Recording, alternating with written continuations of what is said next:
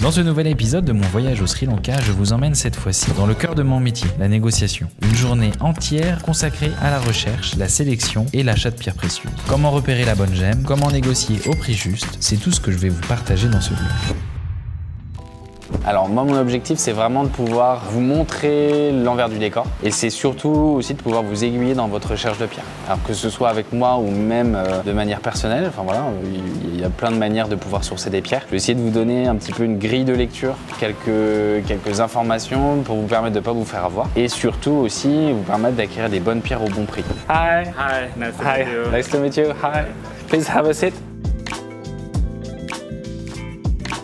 C'est assez difficile de bien se rendre compte de la couleur, donc c'est important d'être vraiment à la lumière naturelle pour voir. Donc là, c'est un saphir til de 6 carats qui est extrêmement bien taillé et surtout qui a une couleur vraiment éclatante, une très belle brillance.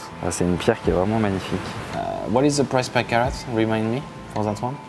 1,250 I thought. 1,250? Ok.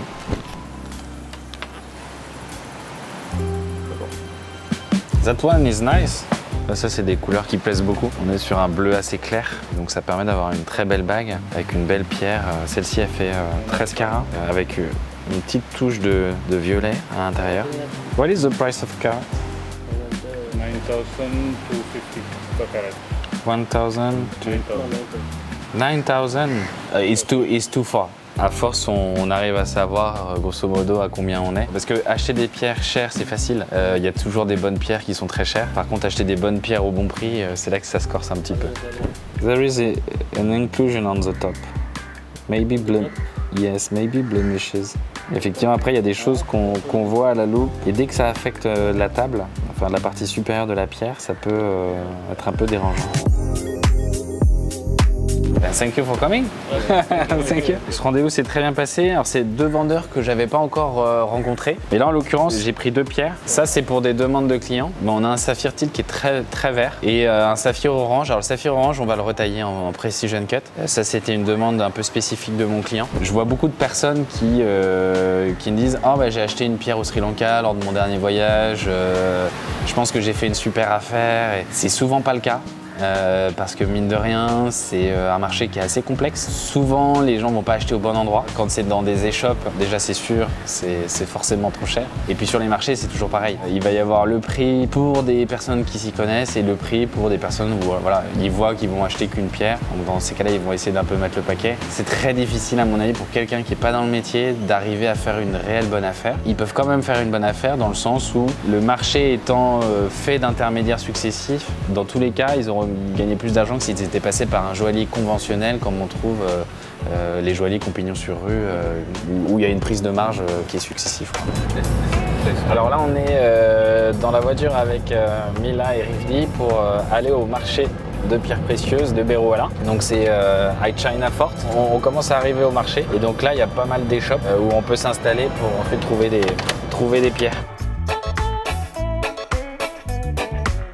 Donc là en fait c'est vraiment la zone du marché. Alors là on se rend pas bien compte mais ici dans une heure et demie il y aura plein de monde et on aura même du mal à marcher. Donc c'est un marché mais un marché un peu improvisé. Il n'y a pas vraiment des shops comme ça, il y a juste les boutiques mais c'est tout. Hello. François, nice to meet you. Donc là on est arrivé au marché. Donc en fait on a pas mal d'échoppes qui sont réparties un peu partout. Et en fait on a juste un bureau de 11h30 midi à 15h. On va avoir des vendeurs qui vont venir directement. Et donc c'est ça qui est intéressant, c'est justement de voir un petit peu cette animation. Donc là pour l'instant il n'y a personne. Mais tout à l'heure il y aura beaucoup plus de monde à nous présenter des pierres. Là donc en fait il y a pas mal de vendeurs qui me présentent des pierres et donc l'objectif c'est que je choisisse celles qui vont bien. Ce qui est important c'est de rester focus et ce qui est difficile c'est qu'on présente plein de types de pierres en même temps. Donc en fait il faut switcher de couleur en couleur et avoir des bons référentiels de prix entre chauffé, non chauffé et donc il faut aller très vite mine de rien dans la manière de fonctionner. Et puis il y a de tout quoi. C'est ça qui est aussi, il y a des choses qui sont pas bien et il y a des choses... Yeah, I don't buy Alexandra. Là, ils viennent avec aussi des prix qui sont très différents. Les vendeurs ont chacun leur prix. Et donc là, il faut faire le tri. Et là, ils font des offres qui sont très élevées depuis le début. Donc c'est ça qu'il faut réussir à avoir. What is your price per carat? En fait, là, c'est un spinel Mahenge.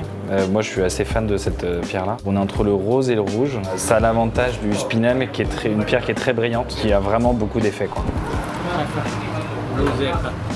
Alors ça, c'est une pierre intéressante. C'est pas très courant d'en voir là, mais c'est un zircon bleu. Je trouve que c'est une pierre qui est assez incroyable. En France, on a l'impression que c'est des pierres qui sont pas naturelles, mais c'est des pierres naturelles, c'est juste qu'elles sont chauffées. Mais c'est une couleur de bleu qui est peu commune, qui est assez intense. Moi, j'aime bien, mais bon, ça plaît pas à tout le monde. C'est un peu punchy, quoi. Et ça, c'est un grenat mandarin. On les appelle aussi Fanta Garnet, mais là, il est un petit peu trop marron. Il y a une petite tonalité de marron en trop. Donc là, j'ai acheté cette pierre-là, donc un spinel de 1 carat 55, 750 $. Franchement, c'est une bonne pierre. Le prix est relativement bon. Non, c'est vraiment pas mal. Short break.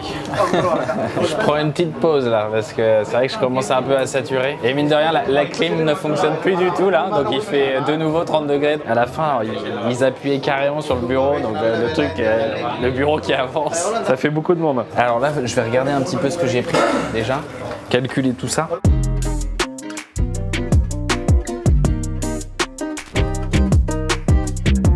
Pause pas très récupératrice, on va dire. Une pause a duré 5 minutes et puis ils sont tous déjà revenus.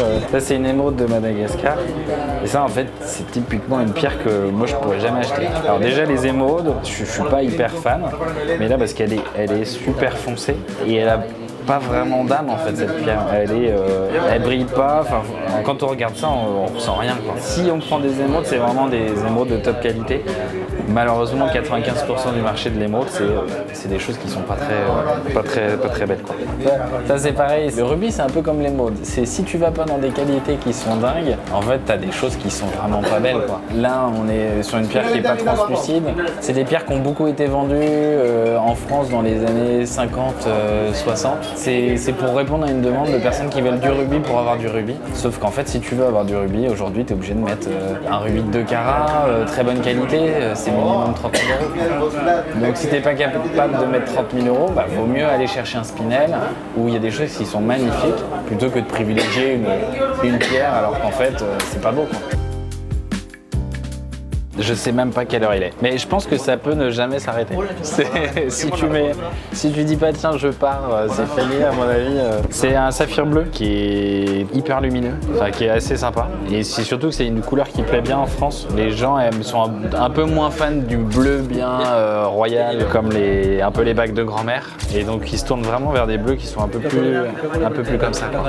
Là tu as une pierre qui est un spinel Mahenge, mais la couleur est juste incroyable. Par contre il y a des inclusions de dingue. Ça, si c'était clean, ça vaudrait 250 000 €. Donc là, c'est effectivement pas du tout le même prix. Donc la couleur est top, mais malheureusement, ça suffit pas. Ça, c'est un truc intéressant. En fait, là, la pierre, elle est totalement blanche. Et en fait, si tu regardes bien, il y a un point de couleur qui est au niveau de la pointe. Si tu regardes dans ce sens-là, la pierre, elle est bleue.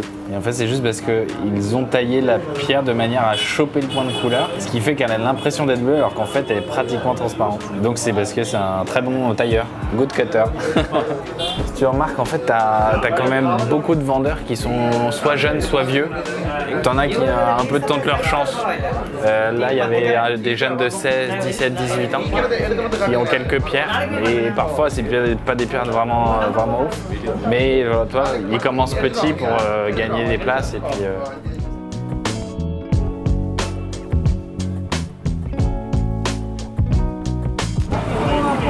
waouh, 35 degrés, tu les sens bien là. On va au laboratoire, comme ça on va pouvoir voir un petit peu comment ça fonctionne. Et c'est pas mal, c'est peut-être qu'on va pouvoir donner une de nos pierres pour la faire certifier, peut-être qu'on va pouvoir voir quelque chose. Ce monde-là, il est quand même très différent du monde de la joaillerie. On a du mal à imaginer que en fait derrière les bijoux, en fait il y a cette méthode de sourcing.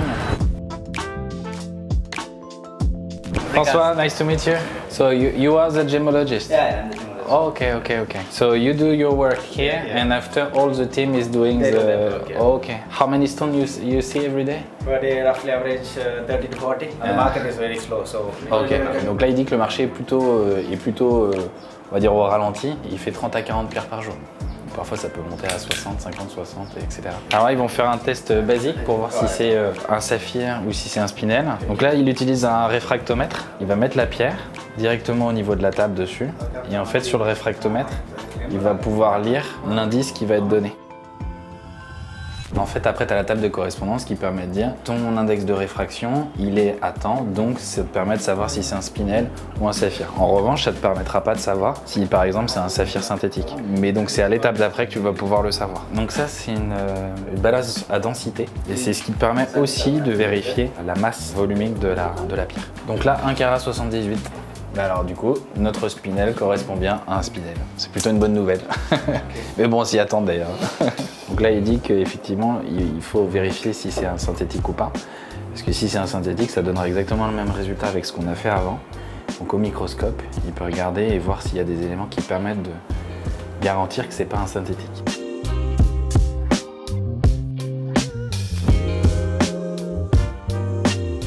Dans les labos en France, tu peux pas rentrer. T'as un sas où tu donnes ta pierre, tu donnes tes informations. Là, c'est vraiment pour des questions de sécurité. Ici, voilà, il n'y a pas de problème de sécurité. Alors, c'est pas forcément très bien organisé, mais ça fonctionne et ça permet quand même de donner des premières bonnes indications pour les pierres. C'est assez étonnant de voir un petit peu comment ils fonctionnent. Ils sont très très nombreux. Il y a 2 personnes qui s'occupent vraiment de regarder la pierre et puis après, il y a quand même beaucoup d'opérateurs pour gérer toute la partie création des certificats. Donc c'est vraiment fait de manière assez artisanale. Quand bien même l'activité ici est artisanale, ça permet de donner des bonnes indications pour savoir que c'est une vraie pierre ou une pierre synthétique. Après, effectivement, s'il y a besoin d'avoir des informations particulières et si la pierre coûte très cher, on va aller beaucoup plus loin avec les laboratoires en France et à l'étranger qui sont beaucoup plus connus. Bon, bah nickel. Good, thank you. Thank you for all. Thank you so much. Thank you. Merci d'avoir suivi ce vlog. Si ça vous a plu, n'hésitez pas à vous abonner, laissez un petit like et on se retrouve très vite pour de nouvelles aventures.